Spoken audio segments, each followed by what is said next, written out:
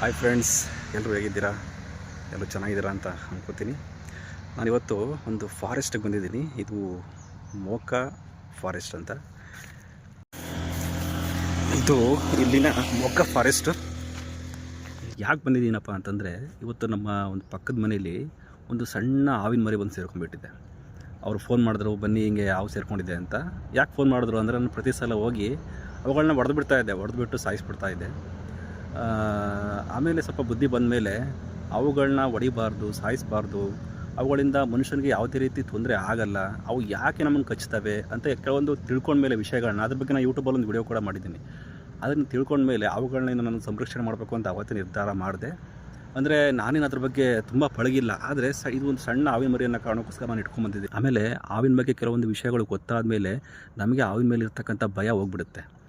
ನಾನು ಈ ಹಾವನ್ನು ಇಟ್ಕೊಂಡು ಬರೋದನ್ನು ಕೆಲವರು ನೋಡಿದವರು ಏನಂತಾರೆ ಅಂತಂದರೆ, ಇದನ್ನು ತಗೊಂಡೋಗಿ ಯಾಕೆ ಕಾಡಕ್ಕೆ ಬಿಡ್ತೀಯಾ, ಸಾಯಿಸ್ಬಿಡು ಇಲ್ಲೇ, ಮತ್ತು ಇದು ಅಲ್ಲಿ ಹೋಗಿ ಬೇರೆ ಯಾರಿಗಾರು ಕಚ್ಚುತ್ತೆ ಅಂತ ಹೇಳ್ತಾರೆ. ಹಾವುಗಳು ಯಾವತ್ತೂ ಮನುಷ್ಯರು ಕಚ್ಚಬೇಕು ಅಂತೇನು ಹುಟ್ಟಿಲ್ಲ. ದೇವರು ಆ ರೀತಿ ಮನುಷ್ಯರಿಗೆ ಹೋಗಿ ಕಚ್ಚುವಂಥ ಅವನ್ನು ಸೃಷ್ಟಿ ಮಾಡಿಲ್ಲ. ಅವಕ್ಕೂ ಅಂತ ಒಂದು ಜೀವ ಕೊಟ್ಟು, ಹೇಗೆ ನೀವು ಕೂಡ ಒಂದು ಪ್ರಾಣಿನೇ, ನಿಮ್ಗೆ ಸ್ವಲ್ಪ ಬುದ್ಧಿ ಇದೆ ಅಂತ ಮಾತ್ರಕ್ಕೆ ನೀವೇನು ದೊಡ್ಡ ಇದಲ್ಲ, ನೀವು ಒಂದು ಪ್ರಾಣಿನೇ. ಅದೇ ರೀತಿ ಪ್ರಾಣಿಗಳು, ಪಕ್ಷಿಗಳು, ಬುದ್ಧಿ ಇಲ್ದಿರೋ ಪ್ರಾಣಿಗಳು ಮತ್ತು ಪಕ್ಷಿಗಳು, ಈ ಥರ ಹಾವುಗಳು, ಈ ಥರ ಎಲ್ಲ ಇರಲಿ ಅಂತ ಈ ಸೃಷ್ಟಿ ಅನ್ನೋದೇ ಹಾಗೆ ಎಲ್ಲನೂ ಆ ದೇವರು ಸೃಷ್ಟಿ ಮಾಡಿಬಿಟ್ಟಿದ್ದಾನೆ.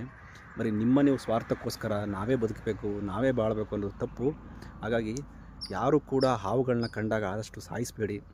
ಅವನ್ನ ಆದಷ್ಟು ನಿಮ್ಮ ಕೈ ಹಿಡಿಯೋಕ್ಕಾಗಿಲ್ಲ ಅಂದರೆ ಯಾರಾದರೂ ಗೊತ್ತಿರೋರು ಹಿಡಿಯೋರು ಇದ್ದರೆ, ಇಲ್ಲಾಂದ್ರೆ ಓಡಿಸ್ಬೇಡಿ, ಅಲ್ಲಿಂದ ಎಲ್ಲಾದರೂ ದೂರ ಹೋಗ್ಬಿಡುತ್ತೆ. ಹಾಗಾಗಿ ಸಾಯಿಸ್ಬೇಡಿ ಹಾವುಗಳನ್ನ ಅಂತ ಹೇಳ್ತಾ, ಈ ಒಂದು ಹಾವನ್ನ ನಾನು ಅಲ್ಲಿಂದ ಹಿಡ್ಕೊಂಬಂದು, ಇದು ಫಾರೆಸ್ಟ್ ನೋಡಿ, ಇದು ಮೋಕಾ ಫಾರೆಸ್ಟ್ ಅಂತ ಇಲ್ಲಿ ತಂದು ಬಿಡ್ತಾಯಿದ್ದೀನಿ. ಇದು ಹಾವನ್ನ ಬಿಡೋದನ್ನೇ ತೋರಿಸ್ತೀನಿ ಇವಾಗ.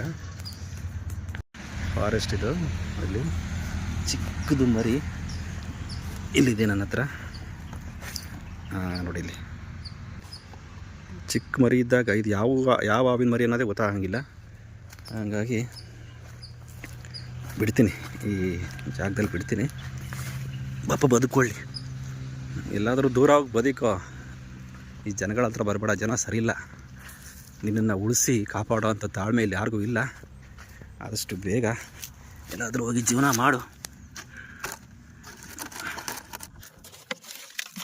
ನೋಡಿ, ಕಾಣ್ತಿದೆಯಾ? ನೋಡಿ, ಸಣ್ಣ ಹಾವಿನ ಮರಿ ಇದು. ಇದನ್ನು ಸಾಯಿಸೋಕ್ಕಾದ್ರೆ ಮನಸ್ಸು ಬರುತ್ತೆ. ಆಮೇಲೆ ಇನ್ನೊಂದು ಹೇಳ್ತಾರೆ, ಹಾವುಗಳನ್ನ ಸಾಯಿಸೋದ್ರಿಂದ ದೋಷ ಬರುತ್ತೆ ಅಂತ. ಹಾಗಾಗಿ ಈಗಲೇ ಕೆಲವೊಂದು ನಮ್ಗೆ ಆಗಿರೋ ಅಂಥ ಕರ್ಮಗಳನ್ನ ಕಳೆಯೋಕ್ಕಾಗ್ತಿಲ್ಲ, ಮತ್ತು ಇವುಗಳನ್ನ ಸಾಯಿಸಿ ಇನ್ನೆಲ್ಲಿ ಕರ್ಮಗಳನ್ನ ನಾವು ಮತ್ತೆ ಕಟ್ಕೊಳ್ಳೋದು ಹೇಳಿ. ಯಾವುದೇ ಹಿಂದಿನ ಜನ್ಮಗಳಲ್ಲಿ ಮಾಡಿರ್ತಕ್ಕಂಥ ಕರ್ಮಗಳು, ದೋಷಗಳು ಈ ಜನ್ಮದಲ್ಲಿ ಕಾಡ್ತಾ ಇರ್ತವೆ. ಮತ್ತು ಈಗ ಒಂದಷ್ಟು ಮಾಡ್ಕೊಂಡು ನಾವು ಹೋದರೆ ಅದು 7 ಜನ್ಮಕ್ಕೆ ಇರುತ್ತೆ. ಹಾವಿನ ದೋಷ ಒಳ್ಳೆಯದಲ್ಲ ಅಂತಾರೆ. ಹಾಗಾಗಿ ಇದನ್ನು ನಾನು ಇಲ್ಲಿ ಬಿಡ್ತಾಯಿದ್ದೀನಿ.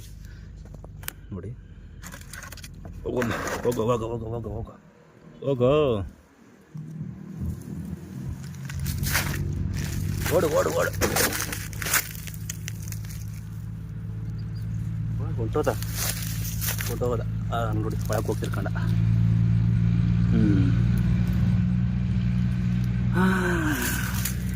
ನಮ್ಮ ಕೆಲಸ ಮುಗೀತು. ಮೊದಲಿಲೆಲ್ಲ ಬಂದು ತುಂಬ ಜನ ಕುಡಿಯೋದು, ಪಾರ್ಟಿ ಮಾಡೋದೆಲ್ಲ ಮಾಡ್ತಾಯಿದ್ರು. ಇವಾಗೆಲ್ಲ ಫಾರೆಸ್ಟ್ ಬೇಲಿ ಹಾಕ್ಬಿಟ್ಟಿದ್ದಾರೆ. ಒಳ್ಳೆಯದು. ಈ ವಿಡಿಯೋನ ನೋಡಿ ನೀವು ಹಾವನ್ನು ಹಿಡಿಯೋಕ್ಕೆ ಯಾವತ್ತೂ ಟ್ರೈ ಮಾಡೋಕ್ಕೆ ಹೋಗ್ಬಿಡಿ. ಯಾಕಂದರೆ ಎಂಥ ಪಳಗಿರೋರು ಸಹ ಈ ವಿಷಯದಲ್ಲಿ ಹಾವಿನ ಜೊತೆ ಆಟ ಆಡೋಕ್ಕೆ ಹೋಗಿ ತುಂಬ ಜನ ಕಡಿಸ್ಕೊಂಡಿದ್ದಾರೆ.